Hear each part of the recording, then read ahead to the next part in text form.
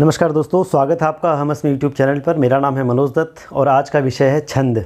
ठीक है, जो यूनिट 8 में एक बहुप्रतीक्षित विषय है साहित्य शास्त्र में से, और विशिष्ट अध्ययन के अंतर्गत छंद एक बिंदु लगा हुआ है, उसी के बारे में हमें पढ़ना है। मुख्य रूप से छंदों में हमें उनके विषय में एक जानकारी लेते हुए सूत्र क्या है छंद का, उसके आचार्य कौन हैं और कौन कौन से छंद हैं, उनका लक्षण क्या है, तो ट्रिक के साथ यहाँ पर हम समझेंगे, ताकि 14 को अगर एग्ज़ाम है 2 दिन बाद 3 दिन बाद, तो आप एक बार ही इस वीडियो को देख के आपका ये टॉपिक अच्छे से क्लियर हो जाए। मेरा प्रयास यही रहेगा। तो चलिए शुरू करते हैं। छंद शास्त्र आप जानते हैं पिंगल मुनि के द्वारा छंद शास्त्र बनाया गया है और उसी में छंदों का वर्णन किया गया है, और इसी के साथ छंद को वेद का अंग भी माना गया है। ठीक है, इस पाणिनि शिक्षा में छंद है पादौ तो वेदस्य कहा गया कि वेद का पैर जो है वो छंद है। इसकी अगर शब्दावली की बात करें कि छंद पढ़ते हुए कौन कौन से शब्दावली से हम परिचित होंगे, किन किन शब्दों का प्रयोग करेंगे, तो एक शब्द आता है इसमें यति। यति माने होता है विराम, रुकना। तो छंद में जब हम किसी श्लोक को गाते वक्त जहाँ पर रुकते हैं उसे यति कहते हैं। जैसे त्वमेव माता च पिता त्वमेव, यहाँ पे त्वमेव पर हम रुके तो इसे हम यति कहेंगे। फिर दूसरा पाद शुरू होगा तो जहाँ पर रुका जाता है उसे यति कहते हैं। पाद क्या होता है? लगभग प्रत्येक श्लोक में 4 पाद होते हैं। ठीक है, वैदिक में हम गए थे जब वैदिक छंदों के विषय में, तो निरुक्त में जब पढ़ा था तो वहाँ पर आपने देखा था कि एक छंद ऐसा था जिसमें 5 पाद थे, और गायत्री एक छंद ऐसा था जिसमें 3 ही पाद थे। ठीक है, गायत्री और रुषणिक 3 पादों वाला है, तो इसीलिए वहाँ पर, लेकिन लौकिक छंदों की अगर बात करें तो लगभग सभी छंद जो होते हैं वो 4 पादों वाले होते हैं। 4 पाद का मतलब जैसे त्वमेव माता च पिता त्वमेव सबसे सरल श्लोक है, 1 पाद। त्वमेव बंधुश्च द्रविणम त्वमेव, दूसरा पाद। त्वमेव माफ़ कीजिएगा, त्वमेव माता च पिता त्वमेव, त्वमेव बंधुश्च सखा त्वमेव, त्वमेव विद्या द्रविणम त्वमेव, ये तीसरा पाद है, और त्वमेव सर्वम मम देव देव, ये चौथा पाद है। 4 पाद होते हैं। और एक शब्द आता है इसमें गण। गण माने क्या होता है? तो 3 मात्राओं का समूह एक गण कहलाता है। ठीक है, 3 मात्राएं जहाँ पर होंगी, 3 मात्राओं का मतलब प्लुत नहीं है। ठीक है, जैसे अगर 3 मात्राओं का मतलब है, अगर हम गिनेंगे एक मात्रा, दूसरे में ह्रस्व दीर्घ कुछ भी हो सकता है, और तीसरे में ह्रस्व दीर्घ प्लुत कुछ भी हो सकता है। इस तरह से 3 वर्णों में पाई जाने वाली 3 मात्राओं को हम एक गण कहेंगे, और उन 3 मात्राओं का एक समूह गण कहलाया जाएगा। ठीक है, और कुल गण कितने हैं? 8 गण हैं। ठीक है, कैसे जानेंगे 8 गण हैं? वो एक सूत्र से जानेंगे, उसके बारे में भी समझते हैं। फिलहाल अब छंद की अगर हम उसका विभाजन करें तो किस तरह से कर सकते हैं? छंद 2 प्रकार से इसको विभाजित कर सकते हैं हम छंदों को, वर्ण के आधार पर और मात्रा के आधार पर। ठीक है, वर्ण आपको पता है स्वर और व्यंजन 2 तरीके से हैं संस्कृत व्याकरण में, है किसी भी भाषा में वर्णों का विभाजन ध्वनि के आधार पर 2 ही तरीके से किया जाता है, आकृति के आधार पर और जो है स्वर और व्यंजन। ठीक है, तो वर्ण के आधार पर, अब वर्ण के आधार पर छंद कैसे बताएंगे कि इस छंद में, इस पाद में इतने वर्ण होंगे। ठीक है, जब वर्णों की संख्या के आधार पर छंद का निर्णय किया जाएगा तो उसे हम वर्णिक छंद कहेंगे। ठीक है, वर्ण के आधार पर निर्धारित किया गया छंद। जैसे कि एक ही लगभग है वार्णिक छंद जो है वो आर्या छंद है, और कोई छंद तो लगभग मात्रा पर ही आधारित है सभी, लेकिन आर्या छंद ऐसा है जो वर्ण पर आधारित है। जैसे आर्या का लक्षण क्या है? यस्या पादे प्रथमे द्वादश, है ना, मात्रास तथा तृतीयेपि। यस्या, आर्या में कुल 57 वर्ण होते हैं। ठीक है, तो यस्या पादे प्रथमे मतलब पहले पाद में, द्वादश 12 हों, मात्रास तथा तृतीय में भी 12 हों, तो पहले और तीसरे पाद में 12 वर्ण आए, तो 24 वर्ण ये हो गए। ठीक है, अष्टादश द्वितीय पाद में जो है 18 होंगे, और चतुर्थे पंचदश सा आर्या, इस तरह से चतुर्थ पाद में 15 होंगे, तो इस तरह से टोटल ये 57 वर्ण हो जाते हैं। इस तरह से आर्या छंद एक मात्रिक छंद है। ठीक है, अनुष्टुप छंद को भी हम मात्रिक कह सकते हैं, लेकिन अनुष्टुप छंद में भी फिर श्लोके षष्ठम गुरुम ज्ञेयम, उसमें होता तो है कि हर पाद में 8-8 वर्ण हों और कुल मिला के 32 वर्ण हो जाएं, वो इस तरह से वर्णिक छंद भी कह सकते हैं उसको। लेकिन उसके लक्षण में जिस तरह से हम जानने का प्रयास करते हैं उसमें वर्णों के आधार पर नहीं बल्कि मात्रा के आधार पर उसका लक्षण किया गया है ना। श्लोके षष्ठम गुरुम ज्ञेयम सर्वत्र लघु पंचमम। ठीक है, छठा जो होगा वो गुरु होगा, पंचम जो होगा वर्ण वो लघु होगा। इस तरह से मात्रा के आधार पर उस छंद का लक्षण किया गया, तो उसको मात्रिक छंद में ही गिन लिया जाता है। वर्ण के आधार पर आर्या छंद ही है एकमात्र। मात्रिक छंद का विभाजन अगर हम करें तो मात्रा हमारे पास 3 प्राप्त होती हैं, ह्रस्व, दीर्घ और प्लुत। तीनों में क्या फ़र्क है? एक मात्रो भवेद ह्रस्व, ठीक है, जहाँ पर एक मात्रा होगी उसे ह्रस्व कहेंगे। द्विमात्रो दीर्घ उच्यते, जहाँ पर दो मात्राएं होंगी उसे दीर्घ कहेंगे। जैसे आ, ठीक है, आ दो चीज़ों से मिलकर बना है, अ और अ बराबर आब, है ना, दो अ को मिलाकर आ बना है तो दो मात्राएं हो गई। ए भी द्विमात्रिक है। छंद पढ़ते हुए हम व्याकरण के नियमों को, संधि के नियमों को नहीं लगाएंगे, बल्कि हम ये देखेंगे कि किस वर्ण में कितनी मात्राएं हैं। जैसे ए में दो मात्राएं हैं, अ और ई मिलकर ए बना है, अ और उ मिलकर ओ बना है, तो ओ भी द्विमात्रिक है, तो वो भी दीर्घ कहा जाएगा। यहाँ पर अह विसर्ग जो है वह भी दीर्घ कहा जाएगा, ठीक है। तो जिसमें एक मात्रा होगी, सभी ह्रस्व वर्ण आ गए इसमें, उसे हम कहेंगे एक मात्रिक। और जिसमें भी दो मात्राएं हैं, संयुक्त वर्ण और दीर्घ वर्ण जो भी हैं वो द्विमात्रिक हो गए, द्विमात्रिक को हम दीर्घ कहेंगे। और त्रिमात्रिक में वही है जिसमें तीन मात्राएं हों, ठीक है, तीन मात्राएं जिसमें होंगी उसको प्लुत कहेंगे।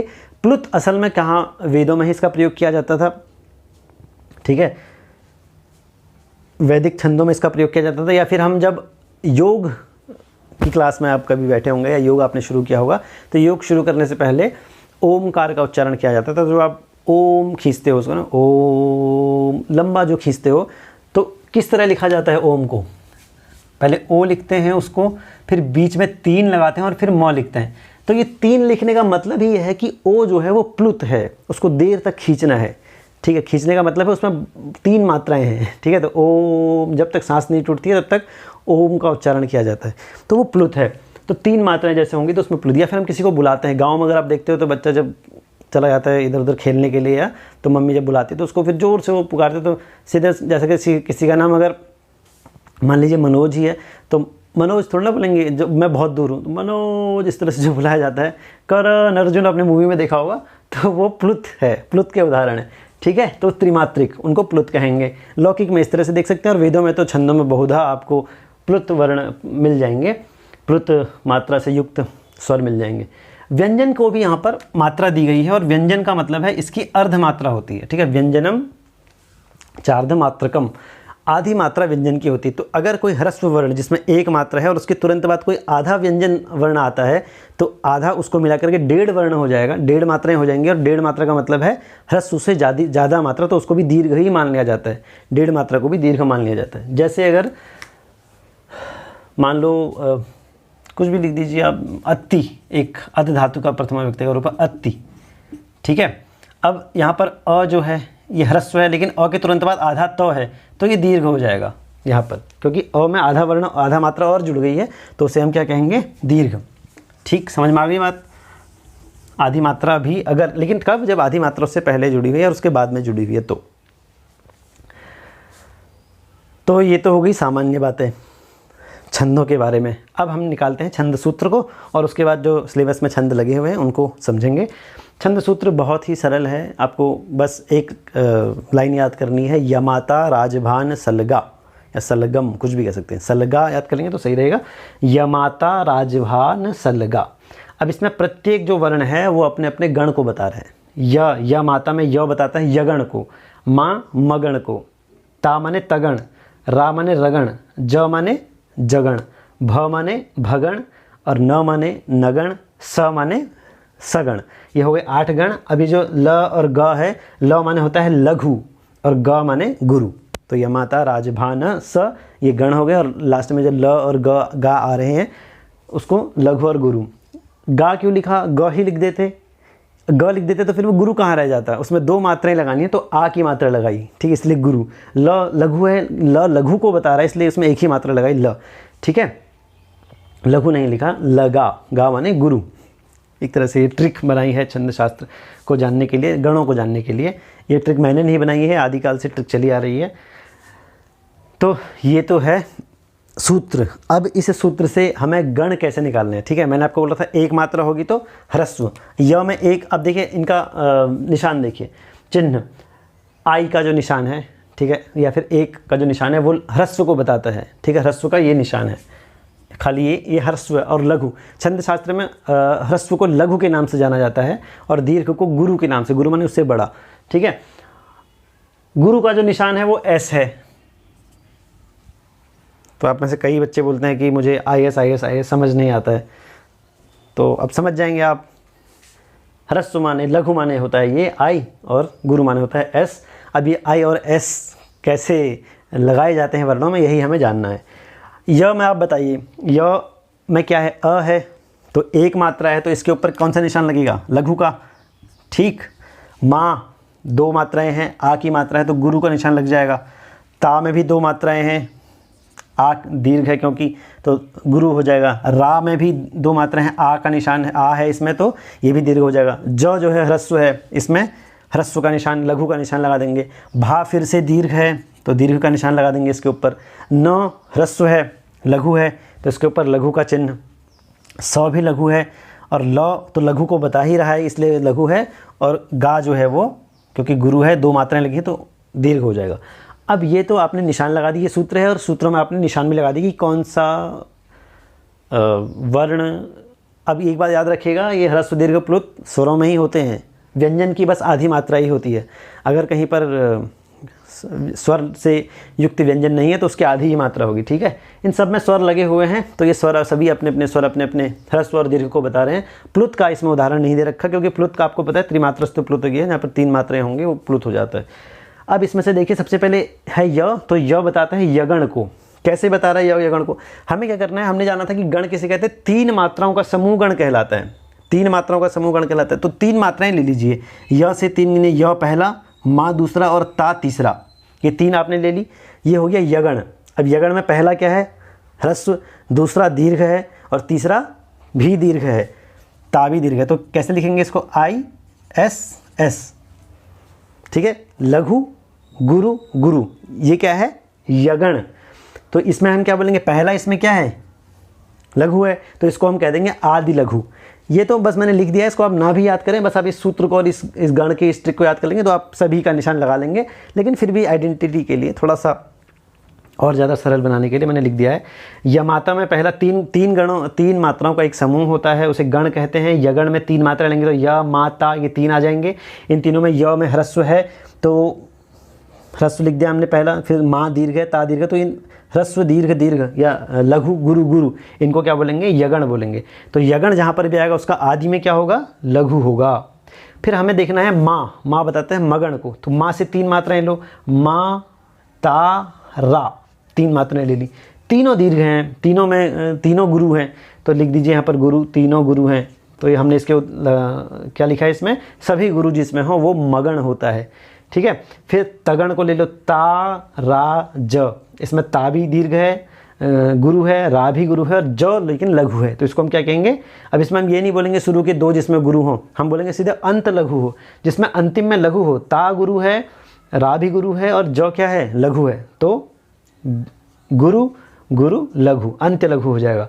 फिर रगण को ले लीजिए, रा ज भा, ठीक है, गुरु होगा, फिर ज में ज लघु है और भा गुरु है, तो मध्य में लघु आ जाएगा इसका, ठीक। ज क्योंकि गुरु है, लघु है, तो गुरु लघु गुरु, राजभा, ठीक है। राजभा राजभा राजभा राजभा, चार बार राजभा आ जाएगा, तो कौन सा छंद होता है, रस चतुर्भिर्य कारो यथा श्रग्विणी, श्रग्विणी छंद होता है।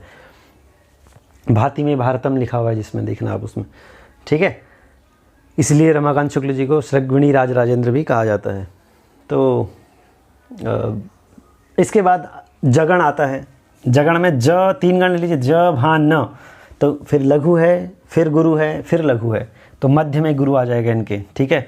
लघु गुरु लघु, फिर आएगा जगण के बाद भगण, भा न स, भा में गुरु है, न में लघु है, सौ में भी लघु है, तो गुरु लघु लघु, आदि गुरु हो जाएगा ये, आदि माने शुरुआत में गुरु है जिसके।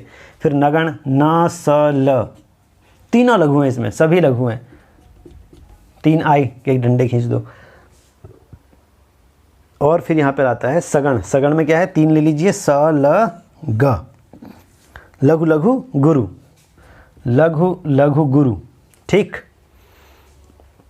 क्या बन गया ये, सगण बन गया। ल कोई गण नहीं है, ल माने लघु, ग माने गुरु। तो इस तरह से ये सूत्र सभी गणों और उनके गणों में जो पाई जाने वाली मात्राएं हैं उनके आधार पर इस तरह से इस सूत्र के द्वारा हम सभी गणों को और उन गणों में पाई जाने वाली मात्राओं को जान पाते हैं। अब यहाँ से बारी आती है सूत्र जान लिया हमने, नियम जान लिया है। अब इस नियम को हमने साहित्य में से, ठीक है, ये तो क्या हो गया गोडाउन। अब परचून की दुकान क्या है, साहित्य। साहित्य के जितने महाकाव्य, नाटक, जहाँ भी श्लोक आपको मिलेगा वो सब दुकान है। उस दुकान में से हमने माल लेना है, कोई भी श्लोक उठाना है और उसमें ये देखना है कि ये जो नियम आपने बना रखा है, फैक्ट्री में से माल जो बना रखा है, ये माल बेचने लायक है या नहीं है, या वहाँ पर फिट बैठ रहा है कि नहीं बैठ रहा, फार्मूला कोई डुप्लीकेट तो नहीं आ रहा वहाँ पे। तो ये सब चीज़ें जो है आपको, ये नियम हैं और इन नियमों पर आधारित जो उदाहरण हैं, उन उदाहरणों को हम साहित्य से लेते हैं।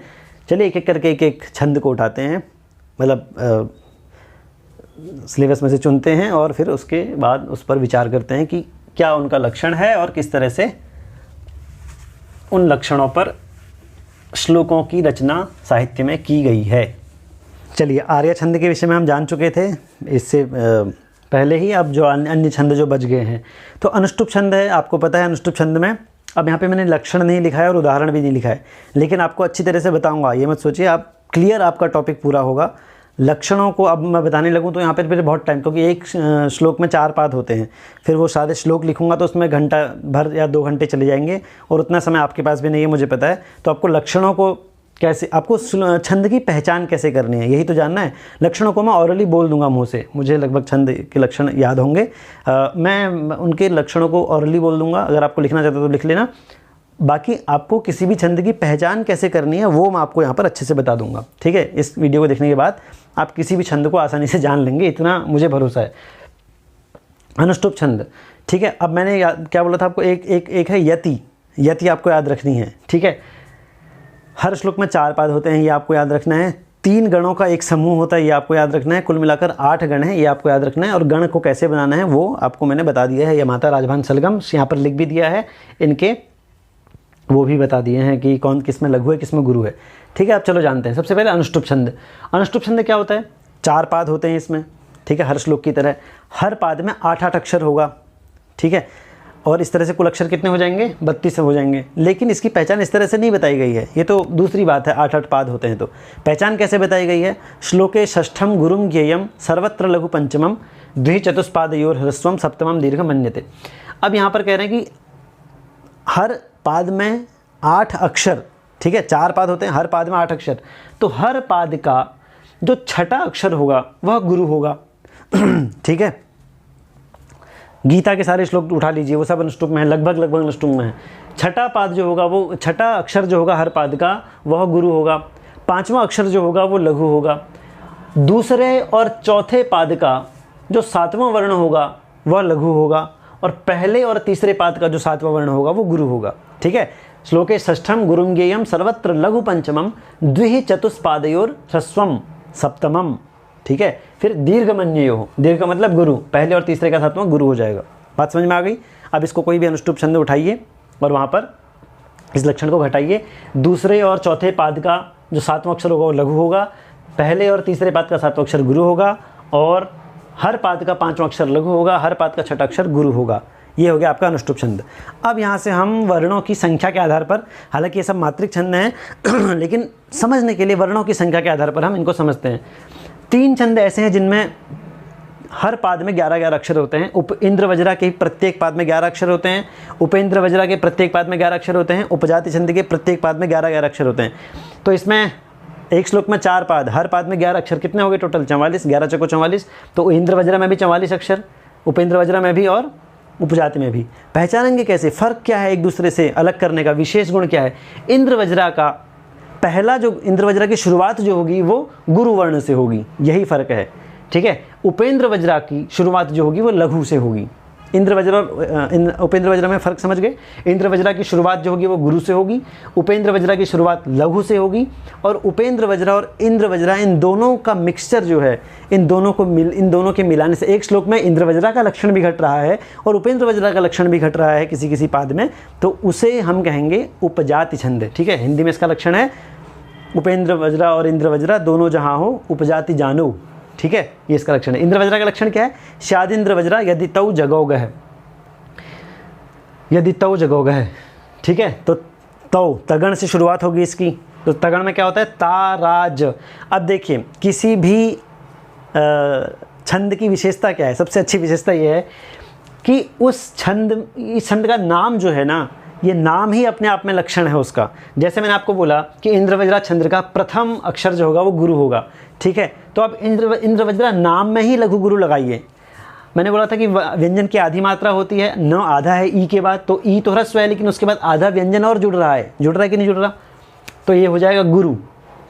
फिर द्र क्योंकि र पहले है उससे, तो ये नहीं माना जाएगा कि र इसके बाद आया, नहीं, क्योंकि द में फिर र जुड़ रहा है तो ये भी गुरु हो जाएगा। द्र भी हालांकि ह्रस्व है, लेकिन द में र जुड़ रहा है और आधी मात्रा होती है उसकी, तो फिर ये भी गुरु हो जाएगा। और व में क्या है, ह्रस्व है। तो देखिए इंद्रवज्रा नाम में पहला अक्षर क्या आ रहा है, गुरु आ रहा है, और इंद्रवज्रा का लक्षण क्या है, पहला अक्षर क्या हो, गुरु हो। उसी तरह उपेंद्र वज्रा में देखिए पहला अक्षर इसका लघु होना चाहिए, तो ऊ लघु है, ठीक है। यहीं से आप नाम से ही पहचान कर सकते हो। और उपजाति को ये जानिए कि जब किसी श्लोक में देखिए उपेंद्र वज्रा और इंद्र वज्रा दोनों के लक्षण घट रहे हों, इंद्र वज्रा का लक्षण आधा घट रहा हो, आधा उपेंद्र वज्रा के किसी पाद में इंद्र वज्रा का और उपेंद्र वज्रा का लक्षण घट रहा हो, तो उस तरह से आप जानेंगे कि ये उपजाति छंद है जिसमें दोनों ही लक्षण घटित हो रहे हैं, ठीक है। तो इन तीनों का डिफरेंस तो ये है, 11-11 अक्षर होंगे, 44-44 अक्षर होंगे पूरे टोटल मिला के। इंद्र वज्रा का पहला गुरु, उपेंद्र वज्रा का पहला लघु, और दोनों मिलकर जहाँ पे मिक्स हो जाए वो हो जाएगा उपजाति। अगले जो 3 हैं इनका एक गण बन जाता है, ये बना नहीं है, बना रखा है हमने, द्रुत विलंबित। द्रुत विलंबित में और वंशस्थ में और भुजंग प्रयात, इन तीनों छंदों में 12-12 अक्षर होते हैं प्रत्येक पाद में। तो एक श्लोक में 4 पाद, प्रत्येक पाद में 12 अक्षर, कुल मिला कितने हो गए, 12 चौको 48, तो 48 सब में हो जाएंगे। फ़र्क क्या है, पहचानेंगे कैसे कि द्रुत विलंबित वंशस्थ से अलग है। द्रुत विलंबित का में जो पहला जो गण होगा वो नगण होगा, वंशस्थ का पहला गण जगण होगा, और भुजंग प्रयात का पहला गण यगण होगा, यही फर्क है। द्रुत विलंबित का लक्षण क्या है, द्रुत विलंबित माह नभौ भरो, न से शुरुआत होगी, न के बाद भगण आएगा, ठीक है। द्रुत विलंबित माह नभौ भरो, तो इसका लक्षण है नगण से शुरुआत होगी। जतौ तु वंशस्थमुदीरितम जरो, जगण से इसकी शुरुआत होगी, ये इसका लक्षण है। और भुजंग प्रयात चतुर्भिर्यकारई, 4 यगण जिसमें होंगे, ठीक है। 4 पाद होते हैं, चारों पादों में जितने अक्षर आ रहे हैं, कितने, 12 अक्षर आ रहे हैं, तो यगण यगण यगण यगण, एक पाद में 4 यगण आएंगे, ठीक है। एक पाद में 3 यगण आ जाएंगे, 3 क्यों आएंगे, 4 आएंगे, 3 गणों का एक समूह होता है, तो 12 अक्षर को हम 3 से डिवाइड करेंगे तो 4 बार, ठीक है। तो हर पाद में 12 अक्षर होंगे, और 12 अक्षरों में से भी 4 के 4 यगण ही होंगे, ठीक है। 12 का मतलब टोटल 48 में यगण ही आएगा इसमें, तो भुजंग प्रयात हो जाएगा वो। यही फ़र्क है इनमें, ठीक है, समझ में आ गई बात। यगण का मतलब क्या होता है, य मा ता, ठीक है। य माता पहला लघु होगा, दूसरा गुरु होगा, और तीसरा भी गुरु होगा। तो देखिए भुजंग प्रयात में पहला लघु है जम, इसमें अनुस्वार लगा हुआ है तो गुरु है, ठीक है। ग के बाद आधा प आ रहा है, तो आधा प क्या होता है, आधा प क्या होता है, व्यंजनम चार्धमात्रकम, आधी मात्रा होती है व्यंजन की, तो ये भी गुरु हो जाएगा, ठीक है। फिर ये लघु हो जाएगा, इस तरह से। तो लक्षण घटित हो रहा है, य माता, लघु गुरु गुरु, ठीक, नाम में ही लक्षण छिपा हुआ होता है। तो आप तीनों का लक्षण समझ गए, इन तीनों की पहचान कर लेंगे। 12-12 अक्षर, 48 टोटल अक्षर। पहला गण इसका यगण होगा द्रुत विलंबित का, जगण का शुरुआत होगी वंशस्थ छंद की, और यगण से शुरुआत होगी भुजंग प्रयात। द्रुत विलंबित माह नभौ भरौ, जतौ तु वंशस्थ मुदीरितम जरो, भुजंग प्रयात चतुर्भिर्यकारई, 4 यगण जिसमें होंगे भुजंग प्रयात। अब एक छंद आता है वसंत तिलका, इसमें 14 अक्षर होते हैं, 4 पाद हो जाएंगे तो 14 चक्को 56, और एक अक्षर, ये बस इसका किससे फ़र्क करना है, 14 अक्षर हैं तो क्या फ़र्क करना है, अपने आप में अकेला है तो 14 अक्षर होंगे तो पहचान जाएंगे। 14 अक्षर का मतलब क्या है, आप गिनोगे कैसे, यति ही 11 अक्षर पे होगी इसकी, इंद्र वज्रा की, इसकी यति भी 11 अक्षर पर होगी, इतनी इसकी यति भी 11 अक्षर पर होगी, विराम जो होगा। लेकिन फ़र्क ये होगा गुरु लघु वाला, ठीक है। तो आप बोलेंगे हम तो गिनते चले जाएंगे मात्राओं को, हमें कैसे पता कहाँ रुकना है, तो यही यति से आप पहचान जाएंगे। 14 अक्षर अगर आ रहे हैं प्रत्येक पाद में, तो इसका मतलब वो वसंत तिलका छंद है। अगर आपने गिनते चले गए तो 28 तक पहुंच गए, 28 का मतलब है अच्छा इसमें तो 14 अक्षर, 2 भाग हो सकते हैं इसके, 14 और 14, तो ये वसंत तिलका छंद है। कुल मिला के 56 वर्ण होंगे। गेयम वसंत तिलका तभजा जगो गए, ठीक है, ये इसका लक्षण है। फिर मालिनी छंद आता है, ननमय युतेयम मालिनी भोगी लोके, इसका लक्षण है। इसमें प्रत्येक पाद में 15 अक्षर होते हैं, तो 4 पादों में हो गए 60 अक्षर, ठीक है, आप देख सकते हैं, नन मय्युतेयम मालिनी भोगी लोके। इसके अलग अलग उदाहरण मैं आपको बोलूँगा तो बहुत सारे उदाहरण हैं। बसंत तिलका का तो उदाहरण आप तव चका किल नास्त तिरंबिके, ठीक है, ये है रविरुद्र पितामह नहीं, तव चका किल नास्त तिरंबिके, ये जो है बसंत तिलका का उदाहरण है। नन्मय युतेयम मालिनी भोगी लोकई, कर चरण कृतम वा कायजम कर्मजम वा, ये इसका उदाहरण है। मंदाक्रांता छंद तो आप मेघदूतम आपको पता ही है। मंदाक्रांता और शिखरिणी दोनों में 17-17 अक्षर होते हैं। 4 पादों को मिला के हो जाएंगे 68 अक्षर। दोनों में 68 अक्षर हैं। फ़र्क क्या है दोनों में? मंदाक्रांता का पहला जो वर्ण होगा वो गुरु होगा। देखिए मौ में आधा ये जो 9 जुड़ा हुआ है जो कि आधी मात्रा का होता है, तो ये गुरु बना देगा इसको, ठीक है। तो मंदाक्रांता का पहला अक्षर जो होगा वो गुरु होगा, और शिखरिणी का पहला अक्षर जो होगा वो लघु होगा, शी, ठीक है, लघु है। तो इसलिए ये फ़र्क है, दोनों में 17-17 वर्ण होंगे। शिखरिणी और इसका उदाहरण क्या है? मंदाक्रांता को तो मेघदूतम कश्चित कांता विरह गुरुणा स्वाधिकारात् प्रमत्त है, ठीक है। मंदाक्रांता बुद्धि रसन गैर मोभनो तोगो युग्मम इसका लक्षण है, और मेघदूतम पूरा उदाहरण है इसका। शिखरिणी छंद का लक्षण क्या है? रसई रुद्रैश्च छिन्ना यमन सभलाग शिखरिणी, ये इसका लक्षण है। और उदाहरण क्या है इसका? न मंत्रम नो यंत्रम तदपि च न जाने स्तुति महो, ये पूरा जो दिव्यापराध स्तोत्र है ये इसका पूरा उदाहरण है। सारे शिखरिणी छंद में ही रचे गए हैं वो। शार्दूल विक्रीडितम छंद है, इसमें 19 अक्षर होते हैं, और शार्दूल विक्रीडितम प्रत्येक पाद में 19 अक्षर, तो 4 पादों में कितने हो गए? 76 हो गए। और शार्दूल विक्रीडितम का लक्षण क्या होगा? 19 अक्षरों पर यति होगी, मतलब नहीं, यति 19 अक्षरों पे नहीं होगी, कब पहले ही हो जाएगी। इसका लक्षण क्या है? सूर्यास्वैर यदि मह सदौ सूर्यास्वैर यदि मह सजौ सततगा शार्दूल विक्रीडितम, ये इसका लक्षण है।